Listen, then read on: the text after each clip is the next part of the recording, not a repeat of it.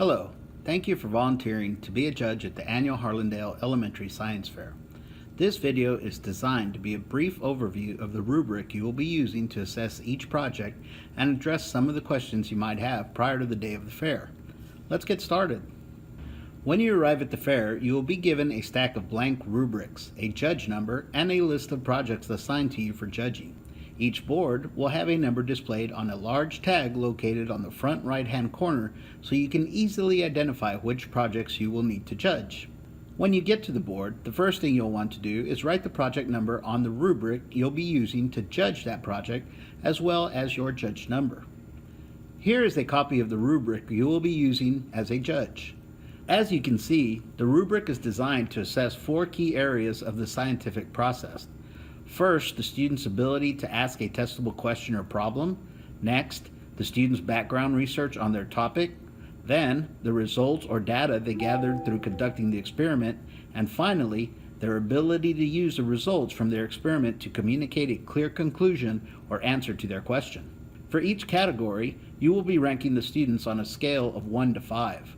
The rubric was designed with a score of 3 being what was minimally expected from the students. When you go to each project, 3 is always a good place to start.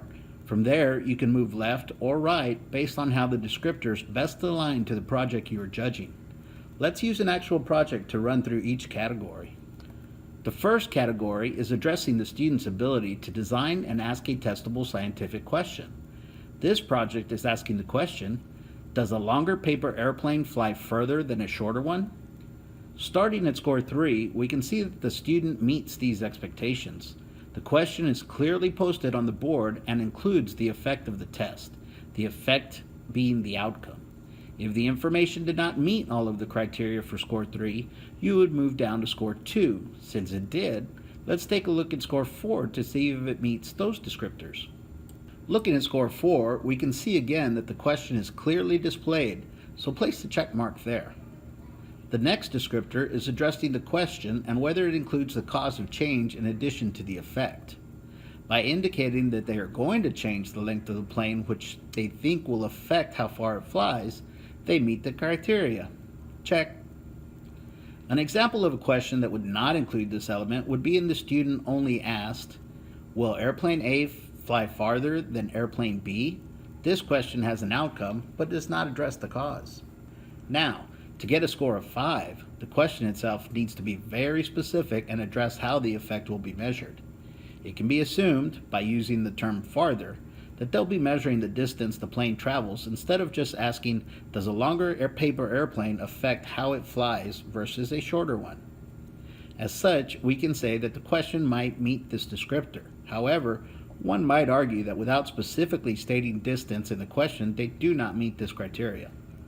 This is where your individual understanding of the statement and personal judging opinion comes into play. You can decide that the highest this student gets for this category is a 4, or you can decide that they get a 5. That is your choice as a judge. However, if you truly become torn, don't be afraid to go with the middle ground and give them half credit. Me personally, I'm going to give them a 4.5. Once you have determined their points, please mark your score in the box to the right of the category.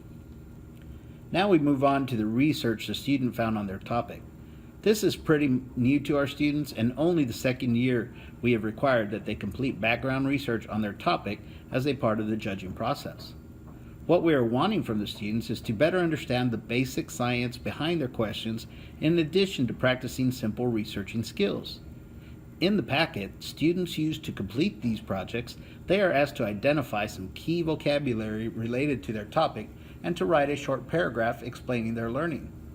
The rubric assesses the paragraph the students wrote and is simply addressing if the student completed this section and generally organized thoughts and information into a coherent paragraph.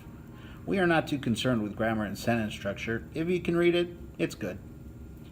Looking directly at score 3 on the rubric, you will see that at a minimum, we want the research to be a student-generated paragraph that provides us with general information on the topic. If you can tell right away that it was copied and pasted from the internet, you would move down to a score of 2. If the paragraph is student-generated, you will move higher in score based on the organization and amount of details the student includes. Looking back at our sample project, you will see that our student included the keywords, but no written paragraph, which means for this particular project, we would give them a score of 1. Next, we will look at the results of the student's experiment. Depending on the project, these might be pictures, written observations, graphs, charts, tables, or a mixture of several graphics designed to organize the information the student collected while conducting the experiment. Please take a moment to read through all the descriptors for this category.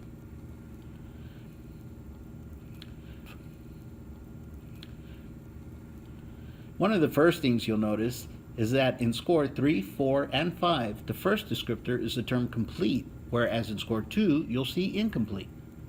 This is addressing whether or not the student has a complete representation of the data on their board. Oftentimes, we will come across projects with no data at all, which would be given a score of 1, or a section labeled results, but the information is not clear, does not make sense, and is incomplete. For our example project, we were given a completed data table and written results section, so I'm going to check off that descriptor. The next descriptor stated that no graphics are used. However, the student does provide a table which is definitely student generated.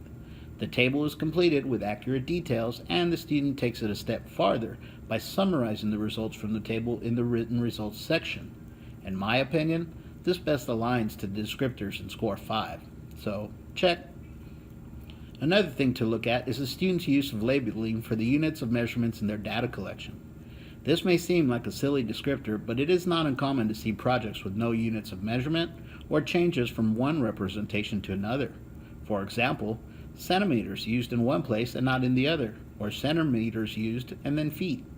For this particular project, the student definitely uses units of measurement consistently throughout the results section. Finally, looking at the table, we can see that the student conducted more than 3 trials, which aligns to the descriptor in score 5. With that being said, we would give the results category a score of 5. Finally, we will take a look at the conclusion of the project. This section is specifically designed for the students to use the results they've gathered throughout their experiment to answer their original question. Please take a moment to read the descriptors and the example conclusion.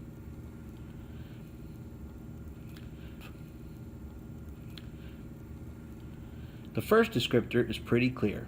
Did the student include a conclusion section on their project, and was it related to the question?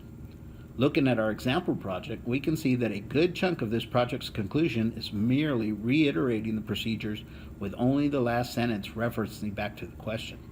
The sentence itself does not provide much explanation. How did Airplane 2 compare in length to Airplane 1? What evidence specifically helped the student make that claim, and so forth. Without those details, I would check the descriptor under score 2. Looking at how this conclusion aligns with the rubric, I would give this project a 2.5 for their conclusion. Now that you've scored all 4 categories, please add up the points and put the project score in the top right-hand corner. You are now ready to move on to the next project.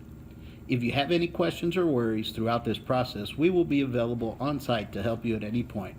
Thank you again for all your help and support. We truly appreciate you. We will see you at the Science Fair.